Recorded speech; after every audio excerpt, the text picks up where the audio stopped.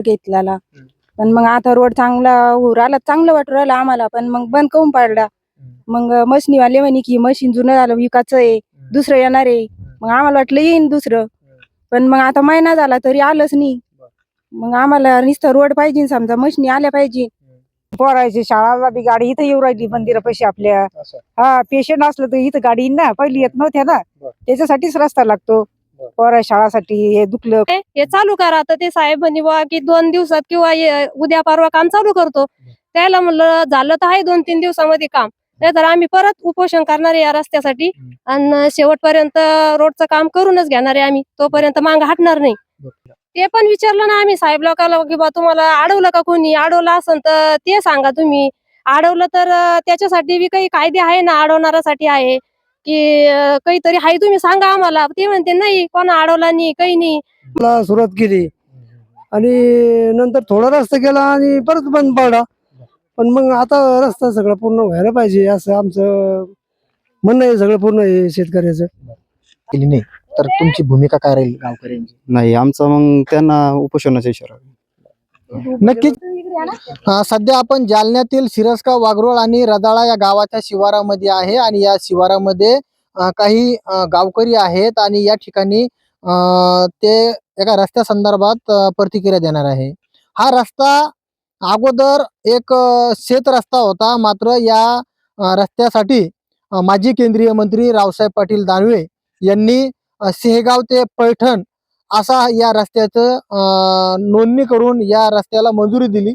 मात्र काही दिवसानंतर ते रस्त्याचं काम थांबलेलं होतं आणि याच नागरिकांनी आंदोलन देखील या रस्त्यासाठी केलेलं आणि हेच आंदोलक सध्या आपल्या सोबत आहे. आपण त्यांच्याकडनं जाणून घेणार आहे की आणि या रस्त्याचं काम सुरू झालेलं आहे, मात्र काही कारणास्तव समोर बंद पडलं. यावरती तुमची काय प्रतिक्रिया आहे?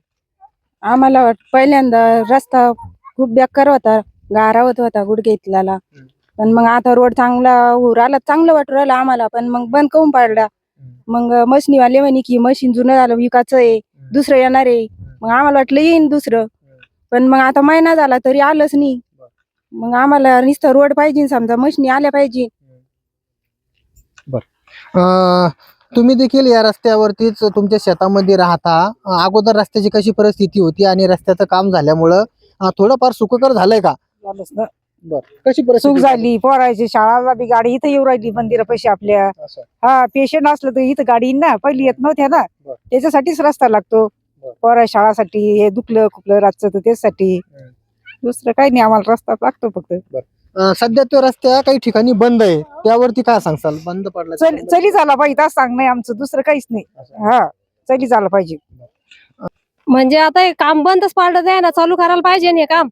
ज्या वेळेस पहिल्यांदा आम्ही उपोषण केलं या रस्त्यासाठी, पहिलं होत नव्हतं, उपोषण केलं, मग नंतर काम चालू झालं. काम चालू झाल्यास नंतर त्यानं चालू केलं काम आणि नंतर चालू झाल्यावर परत म्हणे आता मशीन इकलं, म्हणे हे जुनं मशीन आहे, बिघडलं म्हणे, आम्ही आता नवीन मशीन आणणार आहे, 2 दिवसात आणतो आणि परवा आणतो म्हणे.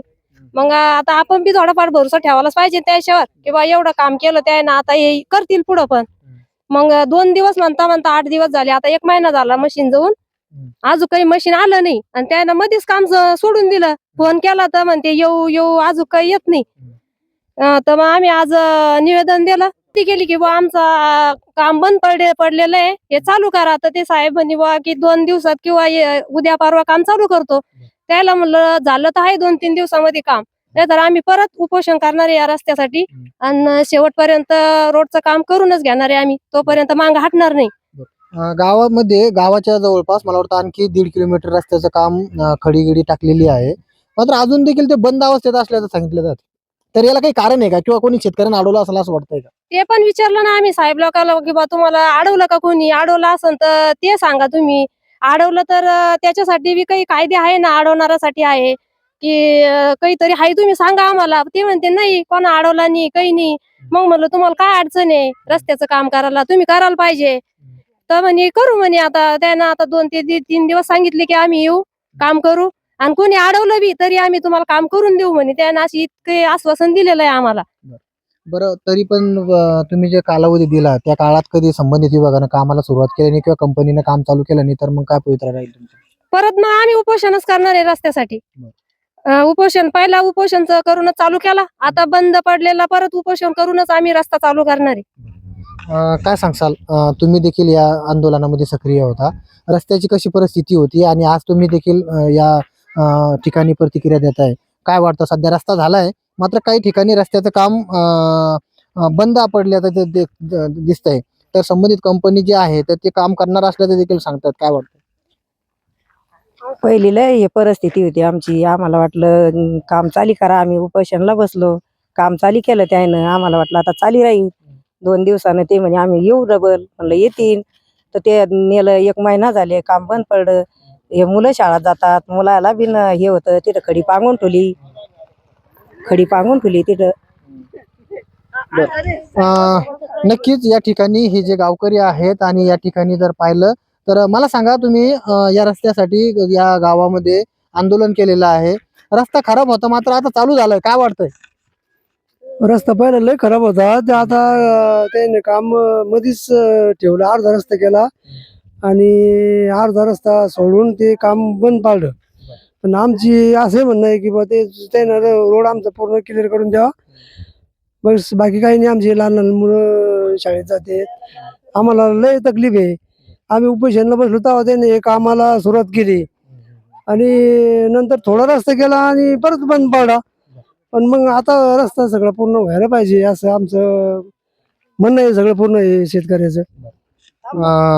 मला सांगा, रस्त्याचं काम चालू झालं होतं आणि मला वाटतं पूर्णतः रदाळा शिवार जे आहे तिथून सिरसगाव पर्यंत रस्त्याचं काम झालंय, मात्र 1.5 किलोमीटर मध्येच काम थांबलेलं आहे.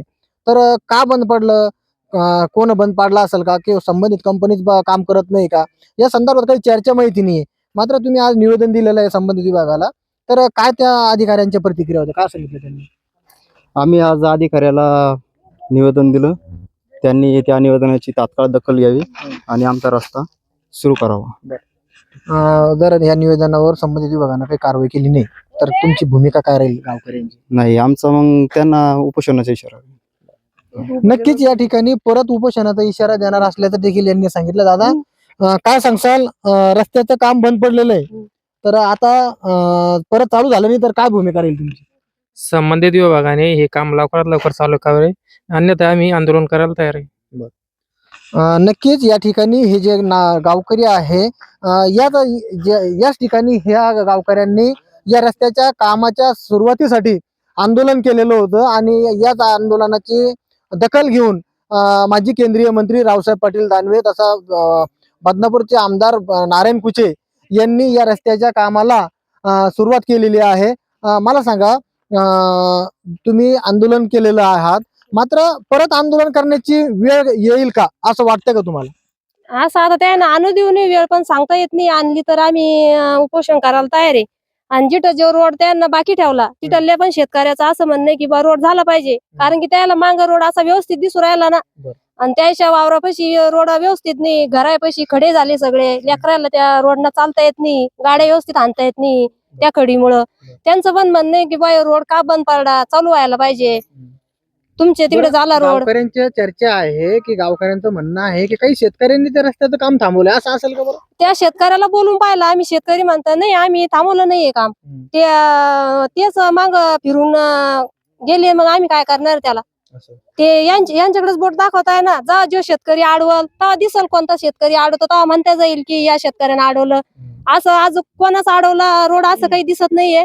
जेव्हा अडवलं तेव्हा दिसतील मग कोण शेतकरी आहे काय आहे, तर मग ते त्यांचं कायद्याने त्यांना ते रोड करून घ्यायला पाहिजे. म्हणजे संबंधित कंपनीचे जे आधी कर्मचारी आहे हे वेळ काढूपणा करतात असंच काहीतरी कुठंतरी दिसतंय, यांचाच हालगजरीपणा आहे आणि ते शेतकऱ्यावर एकूण एकावर बोट दाखवत आहे की यानं रोड अडवला त्यानं रोड अडवला.